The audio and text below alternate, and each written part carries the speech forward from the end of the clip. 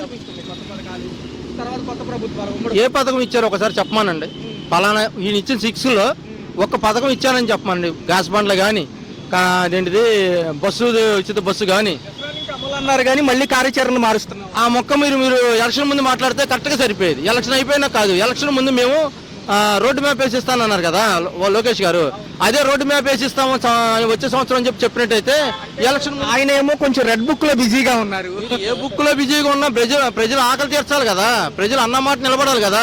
Next మీరు వచ్చేటప్పుడు election ఓటేయమన్నారు అనుకో, ఏ రకంగా వేస్తారు? రోడ్డు మ్యాప్ వేసుకుని మేము వేయాలి. అప్పుడు ఆ మధ్య అసెంబ్లీ సమావేశాల్లో పోయిన నెల క్రితం ఆయన సూపర్ 6 చూస్తే భయం వేస్తుంది అంటున్నారు. ఎందుకు భయపడేవాడు మరి రాజకీయాలు ఎందుకు నిలబడాలి? అప్పుడు భయపడే అతను రాజకీయాల్లో నిలబడతావు ఎందుకు? పక్కకు తప్పుకో, ఇంకొకరు నిలబడతారు. చేసేవాడు ఎవరైతే ఇప్పుడు అది జగన్ ఈయన మోడీ గారు అని కాదు, చేసేవాడు మనకు కావాలి. చేసేవాడు ఉన్నప్పుడు వస్తాడు ముందుకు. భయపడేవాడు ఎందుకు ముందుకి? ఎన్టీ రామారావు గారు ఉన్నప్పటి నుంచి మీరు భయపడలేదు కదా, ఇప్పుడు భయపడుతున్నారంటే జగన్ చూసా. ఇప్పుడు ఆయన తరఫున మేమేం మాట్లాడతలేదు. మేము మాట్లాడేది నువ్వు ఇచ్చిన హామీలు, అవునా, మీరున్న కూటమి, మీరు ఏం చేస్తారనేది ప్రజలు చూపించండి. అవునా, ప్రజలు చూపించి ప్రజలకి ఏమన్నా మేము చేసాం మాకెందుకు ఓటేయలేదని చెప్పని అడగండి. ఎలక్షన్లో గెలిచి పదవీ ప్రమాణం చేసిన కాడి నుంచి యాక్టివ్గా ఉన్న పవన్ కళ్యాణ్ గారు అన్ని అంశాలు అయిపోయాక ఎందుకు సైలెంట్ అయ్యారని ప్రజలు అడుగుతున్నారు. ఎందుకంటే లడ్డు విషయంలో ముందుకొచ్చారు, సనాతన ధర్మం విషయంలో ముందుకొచ్చారు. ఇప్పుడు చూసుకున్నట్లయితే పథకాలు అడుగుతారేమో అని జనమని బయటికి రావట్లేదు. ఇప్పుడు జగన్ నేనంటే ఏంటో చూపిస్తాను అన్నావు, చూపించావు. మరి ఇప్పుడు నువ్వు ప్రజలకు కూడా ఏం చేస్తావు? చూపించాలి కదా. మగతనంగా నువ్వు జగన్ నేనంటే ఏంటో చూపిస్తాను, అత్తపాతాలను తొక్కుతాను అన్నావు. ఇప్పుడు తొక్కేశావు. నువ్వేంటో ప్రజలకు చూపించాలి కదా. చూపించలేకుండా నేను అలిసిపోయాను, ఏం మాట్లాడలేను అని గట్టిగా మాట్లాడి పోరాడేవాడు రోడ్డు మీద ఉంచోవాలి. మీరు సిపిఎం పార్టీ రాజకీయాల్లో నాటిలో తిరిగిన వాళ్ళు కదా, అన్ని విప్లవాలు పచ్చలపూడి సుందరయ్య గారి విప్లవాలు అన్ని చూశారు కదా. మీరు ఇక్కడ ఉన్నప్పుడు సెంట్రల్ నియోజకవర్గంలో మేము మాట్లాడుతున్నాం. ఇదే సెంట్రల్ నాకు ఓటు హక్కు ఉంది, రేషన్ కార్డు ఉంది, ఓటు కార్డు ఉంది, అన్నీ ఉన్నాయి. 30 ఏళ్ళ నుంచి ఇక్కడే ఉన్నా. 3 వరదలు చూసా. మీరు మా వరదలు ఉన్నప్పుడు మా వాంబే కాలనీ కానీ మా ఏరియా కానీ మీరు వచ్చారా? వరదల్లో తిరిగారా? నన్ను రావద్దన్నారు, నేను రాలేదు, ప్రజలందరూ గుమ్ము కొడతానని ఆయనే కదా సార్ ప్రెస్ ముఖంగా చెప్పారు. మరి ఎలక్షన్ ముందు రాకుండా మనం ఇంట్లో కూర్చోవచ్చు, ఓటేసే వాళ్ళంగా. ఎలక్షన్లో కూడా మరి మీరు తిరగకుండా ఇంట్లో కూర్చున్నట్టయితే రావద్దన్నప్పుడు అప్పుడు కూడా రాకుండా ఉండి ఇంట్లో ఉంటే మేము ఓటేసేవాళ్ళం కదా. మరి తిరగడం ఎందుకు? అప్పుడు అంటే మీ అవసరమా? బతిలాడారు. అయ్యా నాకు ఒక్కసారి అవకాశం ఉండే, నన్ను బతికించండి, నాకు అవకాశం ఉండి అని చెప్పి బతిలాడారు కదా. మిగతా నాయకుల కంటే కూడా నాకే అత్యంత అవగాహన ఉంది సమస్యల పైన అన్నారు. వాలంటీర్లు ఎందుకున్నారు అని అడిగారు. రెండో చూసుకుంటే 30,000 మంది మహిళలు మిస్ అయిపోయారంట ఆ ప్రభుత్వంలో వీళ్ళ వల్ల. ఏమండి మిస్ అయిపోయిన వాళ్ళు మీరు వెతికి తీయచ్చుగా. మీ చేతిలో చట్టం ఉందా లేదా? మీ చేతిలో ప్రభుత్వం ఉందా లేదా? మీరు ఏదైనా చేయగలరు. ఇవాళ మేము ఏదైనా మాట్లాడామనుకో చొక్కా పట్టు తీసుకెళ్ళి పోలీస్ స్టేషన్లో పెడతారు. కానీ అదే చొక్కా పట్టుకుని ఎక్కడ ఉన్నారో వాళ్ళందరికీ న్యాయం చేయొచ్చు కదా. న్యాయం చేసి మాట్లాడండి. నెక్స్ట్ మీకే ఓటేస్తాం. నేను కాపునాడు తరఫున రంగా గారి మనిషిని 30 ఏళ్ళ నుంచి ఇక్కడే కార్యక్రమాలు చేస్తున్నా. మేము ప్రజలకు చేయాల్సిన పని మీరు చేయండి. మీకు ఓట్లు వేసే బాధ్యత, వేపించే బాధ్యత మాది. అది మా విషయం చూసుకుంటే ఎలక్షన్స్ ముందు కొన్ని హామీలు ఇచ్చారు పవన్ కళ్యాణ్ గారు.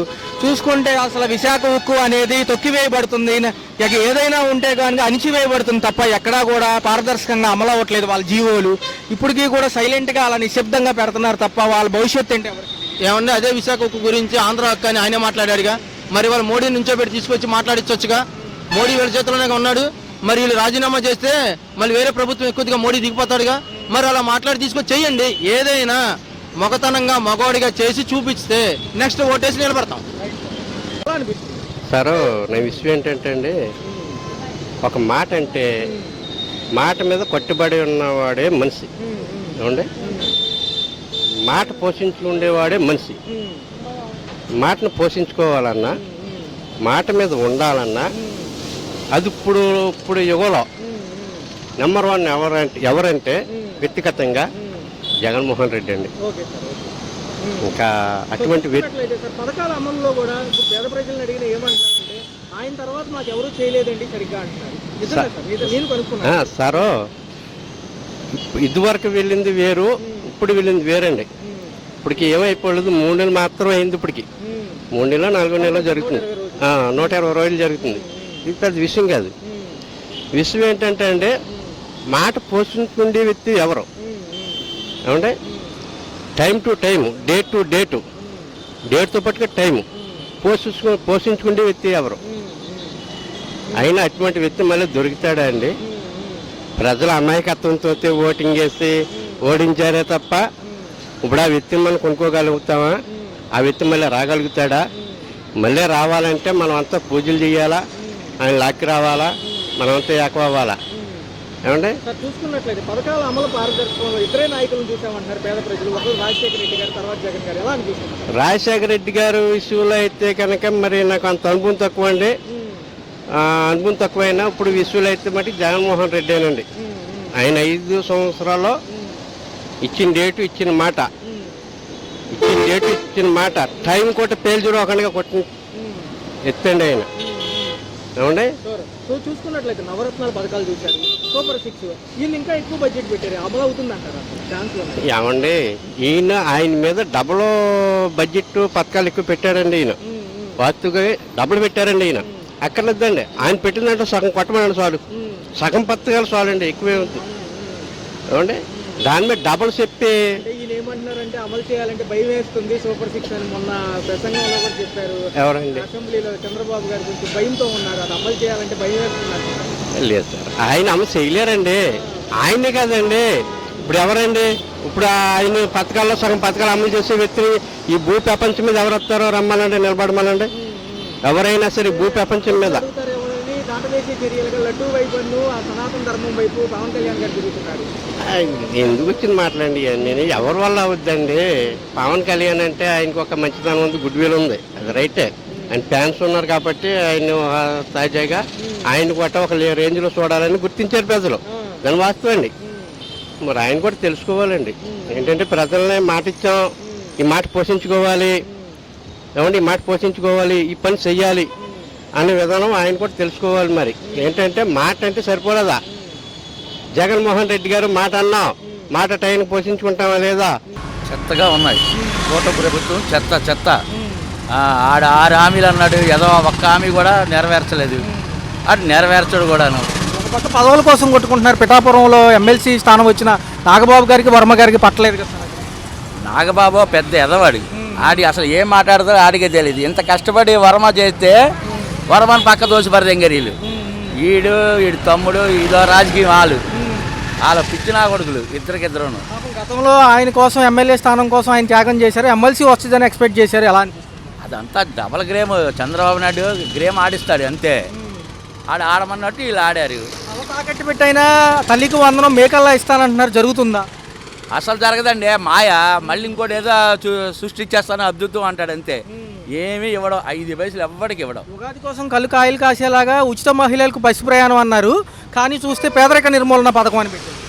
అది మరి ఆడి సంగతి తెలుసు కదా, పబ్లిక్ అందరికీ తెలుసు. ఆడికి ఓటేసే వాళ్ళు ఎవరు చెప్పుదో ఆడు కొట్టుకున్నట్టుగా అయిపోయింది ఇప్పుడు పరిస్థితి. ఆడి నెంబర్ 1గా చేసింది ఏంటంటే మంత్రం కష్టపడి మందు తాగండి, పడుకుని పోండి, నాకు మళ్ళీ ఓటు వేయండి. అదే ఆడి స్కూల్ విషయంకి వస్తే మరి లేట్ అయిపోతుంది కదా సార్. ఒక పక్క ఇవ్వడండి పథకాలు అస్సలు ఇవ్వడు. రెడ్ బుక్లో రాసేస్తారు పథకాలు అడిగామంటే. ఆడు కొడుకు అదే స్కూలు. 3 ఏళ్లలో అమరావతి తొలిదశ పనులు పూర్తయితే కంపెనీలు ఉద్యోగాలు వచ్చేస్తాయి అంటున్నారు.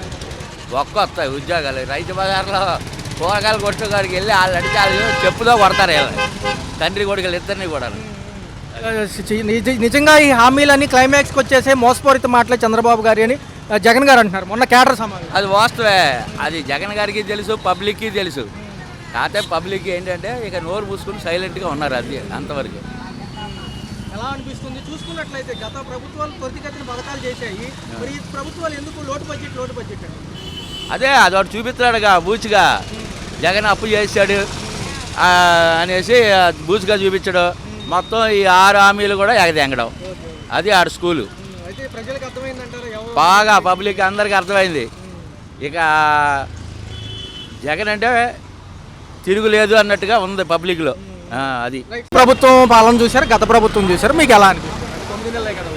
ఇప్పుడైతే ఏం జరగలేదు, రోడ్లు మాత్రం ఇప్పుడే వేస్తున్నారు, ఇప్పుడైతే ఇంకేమీ జరగలేదు. పక్క చూస్తే మొన్న పెన్షన్లు ఇచ్చే విధానం పంపిణీ సభలో కూడా చెప్పారు, అపోహలు ఏం వద్దండి, ఆర్థిక వెసులుబాటు లేకపోవడం వల్ల పథకాలు లేట్ అవుతున్నాయి, ఖచ్చితంగా మేకల్లా తల్లికి వందనం ఇస్తారంటున్నారు బాబు గారు. ఎలా అనిపిస్తుంది? అది ఇచ్చే వరకు మా దాని గురించి మాట్లాడు, అది ఇచ్చే వరకు వెయిట్ చేయాల్సిందే. ఒక పక్కేమో జెడ్పీటీసీ ఎంపీపీ కేటర్లో గెలిచిన వాళ్ళతో మాట్లాడుతున్న నాయకులతో ఎవరో జగన్ గారు ఈ క్లైమాక్స్కి వచ్చేసింది, ఇక పథకాలు అనేవి ఇంకా ఆయన ఏం చేయలేరు, ఆర్థిక బడ్జెట్ అనేది అడ్డంగా పెట్టుకుని కేసులు పెడుతున్నారు పథకాల గురించి అడిగితే అంటున్నారు. ఈయన ఎలా అని? వాళ్ళు కొట్టుకోవడానికి సరిపోతుంది ఏంటి. ఎలా సార్ మరి చూస్తే సంక్షేమ పథకాలు అమలుకి చాలా డబ్బులు కావాలంటున్నారు ఓ పక్క, మరి హామీలు ఇచ్చున్నారు కదా. హామీలు ఇవ్వడం అనేది చంద్రబాబు ఫస్ట్ నుంచి అది ఎక్కొట్టడంలో నెంబర్ 1 ఆయన ఏంటి. నెరవేరుతూ జనాలు ఏంటంటే మర్చిపోతారు, జ్ఞాపశక్తి తక్కువ, ఆంధ్ర వాళ్ళకి జ్ఞాపశక్తి తక్కువ. మళ్ళీ వచ్చినా ఏంటి మళ్ళీ నమ్ముతారు, మళ్ళీ ఆస్తారు, జ్ఞాపశక్తి తక్కువ ఆంధ్ర వాళ్ళకి. మళ్ళీ వస్తుంది ఏంటి మీరు ఇప్పుడు ఇప్పుడు ఇవ్వకపోయినా మళ్ళీ ఆస్తారు ఏంటి. ఎలా అనిపిస్తుంది అన్న నిత్యావసర సరుకుల ధరలతో పాటు విద్యుత్ ఛార్జీలు ఎలా? అన్నీ పెరిగినాయిగా, ఏం తగ్గల. పెంచకపోయినా పర్వాలేదు, అంటే తగ్గకపోయినా పర్వాలేదు, ఇప్పుడు అన్నీ పెరిగిపోయినాయి ఏంటి. పవన్ కళ్యాణ్ గారు ఏదో నేను కొత్తగా బస్సు ప్రయాణం అని చెప్పి తిరుపతి నుంచి పళని అంట కొత్తగా స్టార్ట్ చేశారు. ఎందుకంటే మామూలుగా దైవ దర్శనాలకు అంటారా? అసలు పవన్ కళ్యాణ్ గురించి మాట్లాడదు, నాకు అసలు ఆయన ఊసరవెల్లి అంటున్నారు కానీ అసలు ఊసరవెల్లితో పోల్చకూడదు. దానికంటూ దాని తత్వం అనేది ఒకటి ఉంది, మనవాడికి ఏ తత్వం లేదు, ఇక ఎటైనా మారగలడు ఏంటి. అసలు పవన్ కళ్యాణ్ గురించి మాట్లాడటం అనేది వృధా. పాల్ గారు కూడా అదే అంటున్నారు, బీఫ్ తిన్నారు కదా మీరు సనాతన ధర్మం అంటారండి, మళ్ళీ బాప్టిస్ట్ అంటారు, కాసేపు ఏదేదో చెప్తున్నారు, అసలు ఈయన నమ్మొచ్చా అంటున్నారు. ఆయన కూడా రోజుకోసారి ప్రెస్ మీట్ పెడుతున్నారు. ఇప్పుడు కొంతమంది గురించి మాట్లాడచ్చాను, కొంతమంది ఇలాంటి నీచమైన మనుషుల గురించి మాట్లాడకూడదు. ఊసరవల్లి లాంటి మనిషితో కూడా మాట్లాడచ్చు, ఈ ఊసరవల్లి కన్నా నీచమైన మనిషి. 15 ఏళ్ళు బాబు గారి విషయంతో పాటు ముందుకెళ్ళాలి, ఆయన అనుభవం నాకు బాగా కలిసి వస్తుంది అంటున్నారు. ఆయన పాత వీడియోలు చూస్తే, ఎవరు పవన్ కళ్యాణ్ పాత వీడియోలు చూస్తే ఏంటి ఆయన చెప్పింది మాట ఆయనకే నికరం ఉండదు ఏంటి.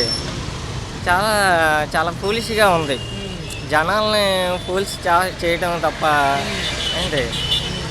అసలు ఆ వీడియోలు చూస్తే నాకే ఏంట్రా ఇలాంటి మనుషులు ఉంటారా అనిపిస్తుంది నిజంగా.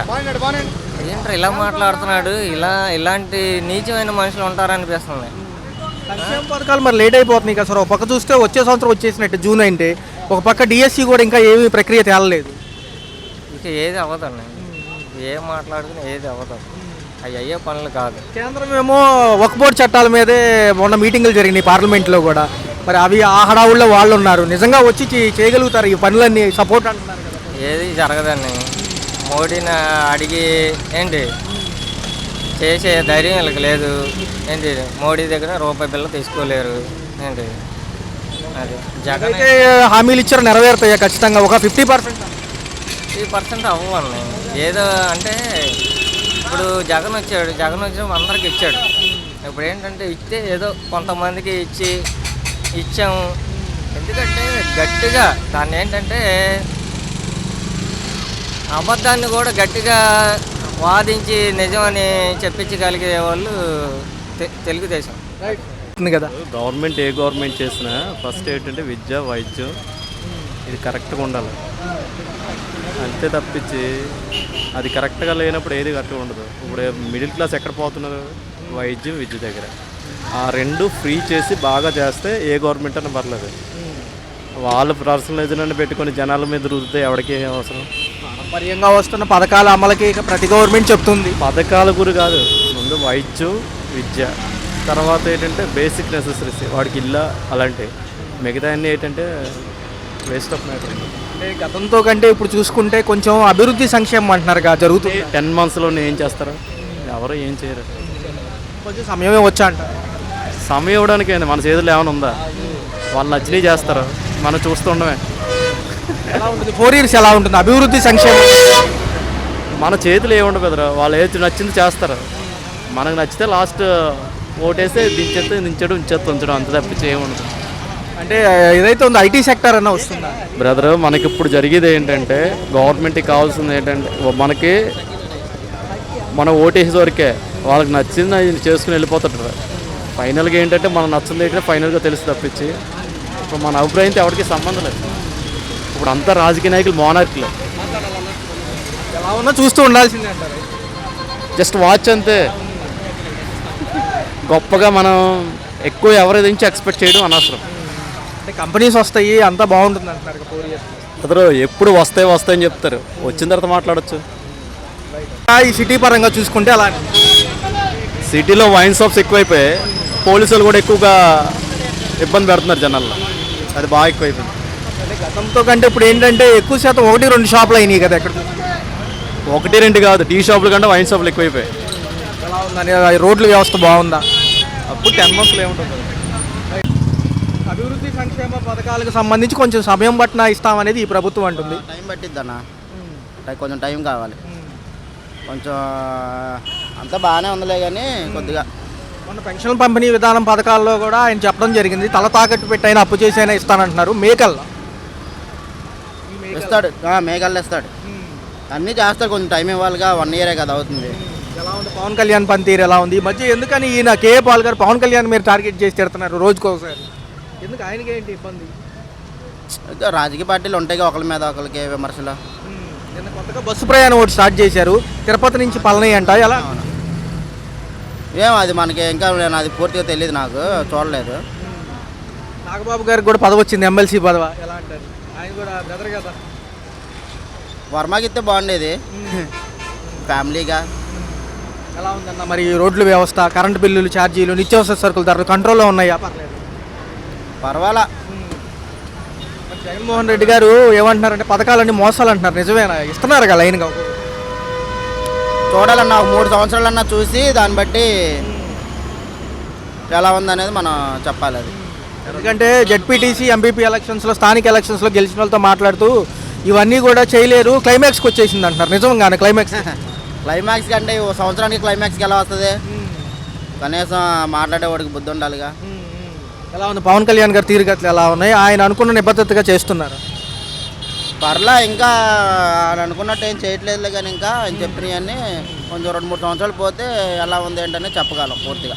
తదుపరి తల్లికి వందనం మేలో, ఏదైతే డిఎస్సి కూడా ఈ మంత్ ఎండింగ్ అయిపోతుంది అంటున్నారు కదా ఎగ్జామ్ కూడా.